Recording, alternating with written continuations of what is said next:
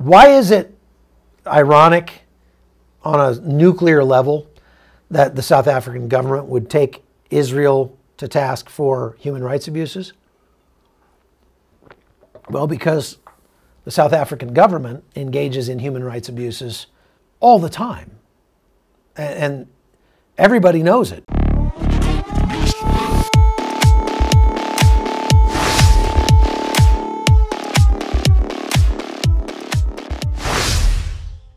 I wanted to talk about South Africa. I did a live on CBN's YouTube today, and we had kind of a discussion about the South African government taking the Israeli government to court over what it claims are human rights abuses and accusing the Israelis of quote-unquote genocide as it relates to the war in Gaza.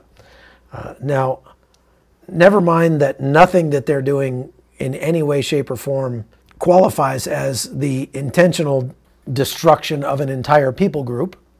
Even if they killed everybody in Gaza, there are still millions of Palestinians that live elsewhere inside Israel, and they're not bombing those people. But nevertheless, the South Africans are going to bat for Hamas because Hamas can't bring the charges themselves to the International Criminal Court because they're not a state actor, they're not a state entity.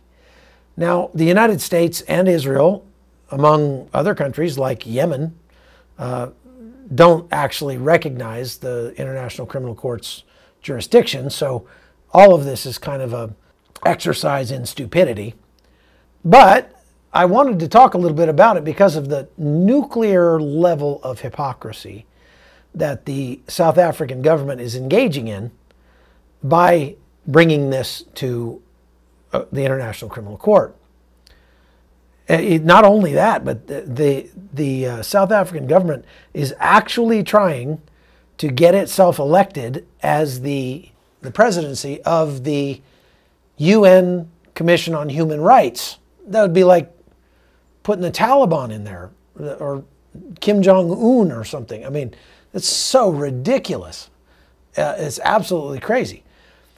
When you go and look at the long record of human rights abuses that have taken place from the current government in South Africa, when I say current government, I don't mean just Cyril Ramaphosa, the president now, but President Jacob Zuma before that, who was actually jailed 2 years ago for contempt of court. He was put in jail for that. But there were so many human rights abuses under that guy that it's just mind-boggling. The Human Rights Watch and even the U.S. State Department have reported that in South African jails, for example, there are hundreds of rapes every year of male inmates, hundreds of torture cases that are, reported, to say nothing of the cases that go unreported.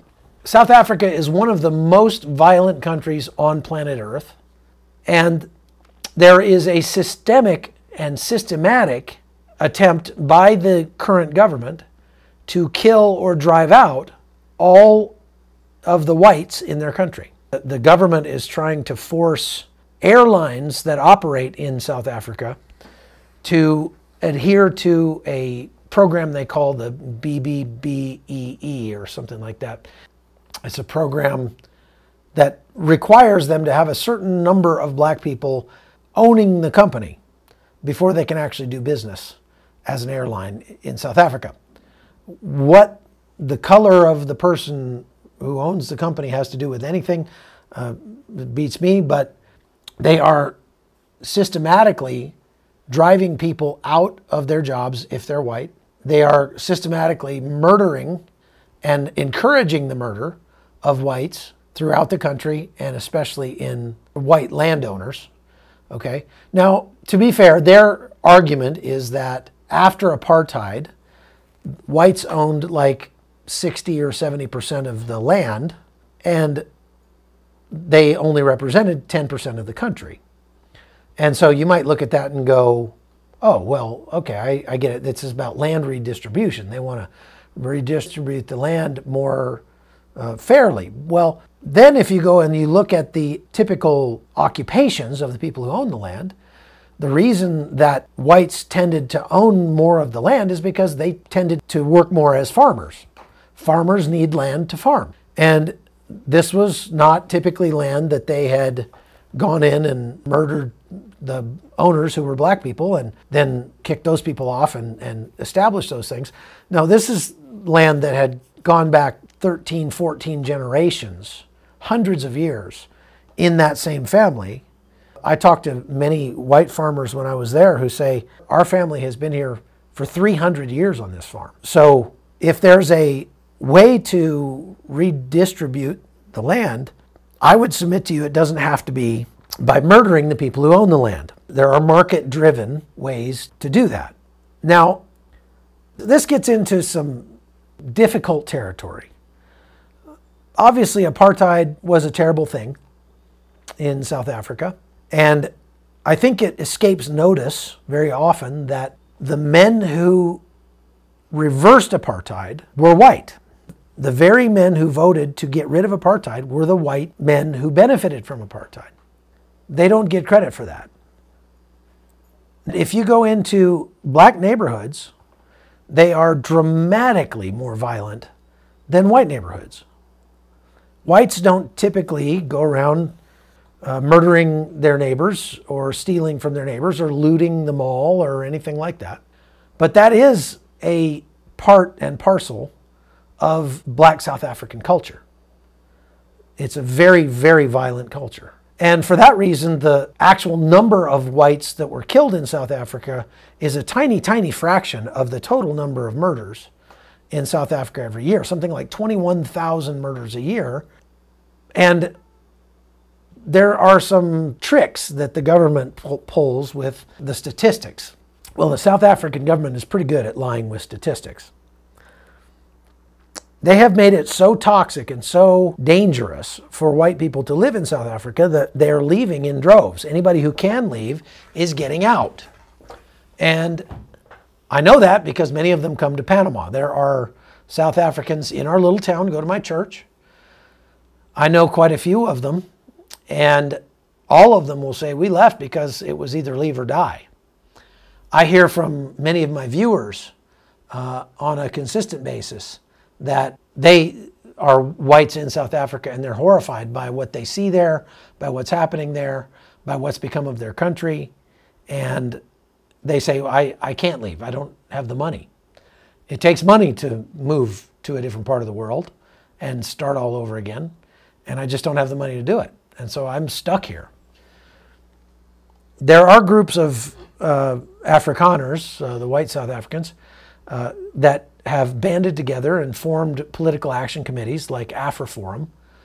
I went and talked to those guys and got a real education about the truth of the matter when it comes to how whites are treated in South Africa.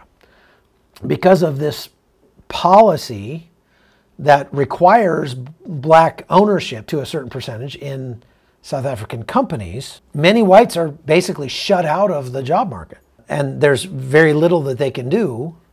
So unless they're independently wealthy, or they're looking at old money, they visited on those who first implemented it. But as my mom used to say, two wrongs don't make a right. And if it was wrong to be prejudiced against blacks during the apartheid era, if it was wrong to segregate them and to force them into poverty, then it's wrong for the South African government to be doing it now.